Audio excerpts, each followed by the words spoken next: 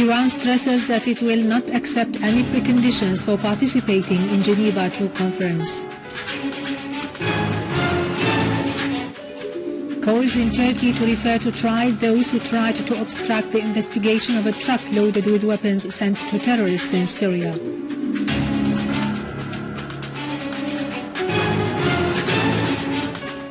Al-Falloujah local leaders strike an agreement with the Iraqi army to end military presence in the city.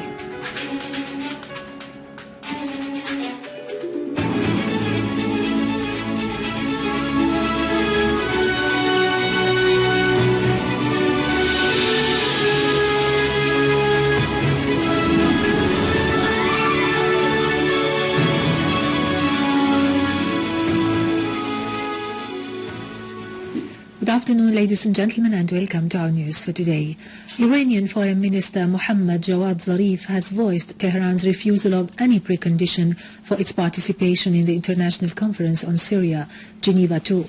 During his meeting with Jack Straw, head of the British-Iranian Parliamentary Friendship Group, and the delegation accompanying him, currently visiting Tehran, Zarif said, "In case we are invited, we will play an effective and active role in the conference." UN Secretary General Ban Ki-moon had recently stressed that Iran's presence at the conference would have positive impact on its result, referring to Washington's rejection of Iran's participation.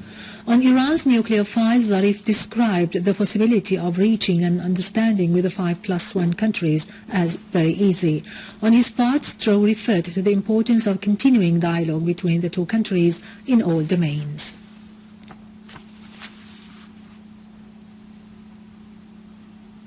Units of the Syrian Arab Army eliminated terrorist groups and destroyed their weapons in the neighborhoods of Jurat al-Shayyah, Al-Qarabis, Babhut and Al-Qusur, in addition to Al-Khalidiyya and Al-Ghasibiyya villages in Homs countryside. Army units foiled attacks by armed terrorist groups and the residents of Al-Haswiyya village near Ad-Dar al-Kabira and the village of Abu al-Alaya in Jub al-Jarrah in Homs eastern countryside, killing and wounding scores of them. Our army units clashed with terrorists who tried to attack military checkpoints at the outskirts of Tel Bise, killing and wounding dozens of them. Syrian Arab army units also destroyed terrorist gatherings in Al-Sheikh Ibrahim farms, destroying their weapons and ammunition near Al-Mahmoud Mosque in Al-Rastan countryside. Units of the Syrian Arab Army attacked terrorist gangs who were attacking public properties in some of Al-Rastan's neighborhoods. A military source said that units of the Syrian Arab Army are protecting economic complexes inside Al-Rastan, preventing terrorists from attacking them and entering the city across Al-Rastan Lake following a terrorist attack on the National Hospital with mortar shells. The source added that Syrian Arab Army units maintained control on large sections of the northern neighborhood in Al-Rastan. In the wake of compelling facts disclosed about Erdogan's embracing terrorists in Syria, the Turkish opposition Republican People's Party has called for referring Erdogan to trial because of his support for terrorists. Meanwhile, the Turkish media reveals threats leveled by Erdogan's supporters against the general prosecutor in Adana after the latter has insisted on inspecting a truck loaded with arms heading to Syria. The Turkish Republican People's Party, considered a major opposition party in the country, has called for taking legal action against the Turkish officials who have obstructed investigation and inspection of a truck loaded with weapons and ammunition heading from Turkey to terrorists in Syria at the pretext of carrying humanitarian assistance. The party's representative Rafiq Al-Maz has called on the general prosecutors to take measures against the persons responsible for such dangerous obstruction as it places Turkey on the list of the states supporting terrorism. The Turkish gendarmes have been notified of the presence of a truck carrying weapons and ammunition to terrorists in Syria in Kerkhan village in Al-Rayhaniya province. Those who were inside the truck alleged that it was carrying humanitarian assistance. The inspection process of the truck was obstructed by the intelligence personnel at instructions from the official in the area. Al-Maz has rejected the attempts by some Turkish officials to cover up the crime of sending arms to the terrorist groups in Syria, as it contravenes international laws related to combating terrorism. They should be referred to trial on the charge of supporting terrorism. They have provided the weapons and sent them to Syria.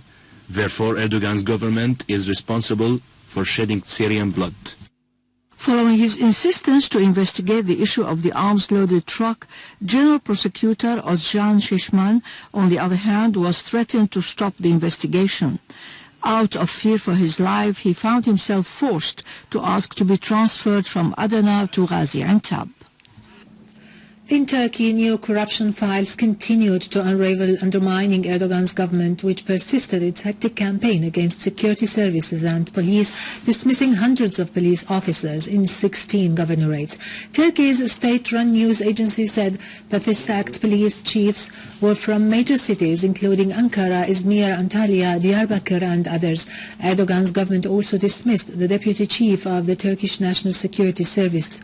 In addition to that, Erdogan's government dismissed yesterday 350 policemen, including officials in charge of combating financial crimes, as hundreds of high-ranking policemen have been laid off during the past 2 months.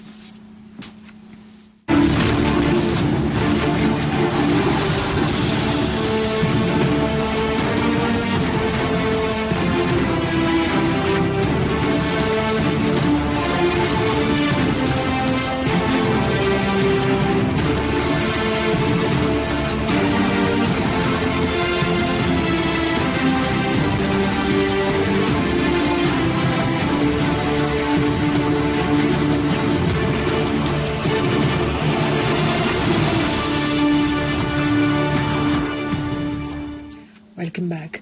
Iraqi Prime Minister Al-Maliki stressed that his government will not use force against the city of Al-Falloujah as long as Iraqi clans pledged to expel the gunmen. In standing behind the Iraqi army, Al-Maliki pointed out that the upcoming parliamentary elections will not be postponed at all, as preparations for holding it are complete now. Al-Maliki called on the political forces to take part in dialogue and focus upon the combat of terrorism. Al-Maliki made it clear that Al-Qaeda terrorist network seeks to block the political process in Iraq. Meanwhile, Al-Falloujah local leaders agreed with the Iraqi army to end all armed presence in the city. Iraqi sources stressed that the agreement stipulates that the Iraqi police, as well as members of local clans, will run security issues in the town and open the highway for Iraqi military convoys, in addition to appointing a police chief and a general attorney. The agreement also calls on government employees to return to their jobs and open shops and drugstores all across the town. In Egypt, the political crisis flared up between the national parties and the Muslim Brotherhood, who tried to sow chaos. As Mursi's trial scheduled for today was adjourned until the 1st of February, clashes continued between police and the Muslim Brotherhood, especially near the headquarters of Mursi's trial at the police academy. Meanwhile, 2 roadside bombs exploded north of Sinai as armored vehicles for security forces passed, but no injuries were inflicted.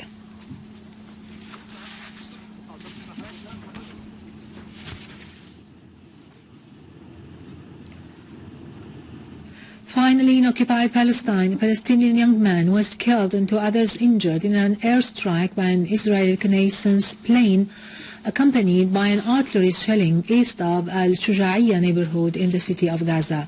In the West Bank, the Israeli forces of occupation arrested 16 Palestinians during a raid into several villages. The Israeli bulldozers also demolished agricultural facilities east of the town of Aqraba, displacing 26 Palestinians. With this, we end our news for today. Thank you for watching. For more details about Syria and the region and to view this bulletin again, you can always visit our website in English, syriaonline.sy. Now to the latest business and market news with Vani Genjan, but after a short break.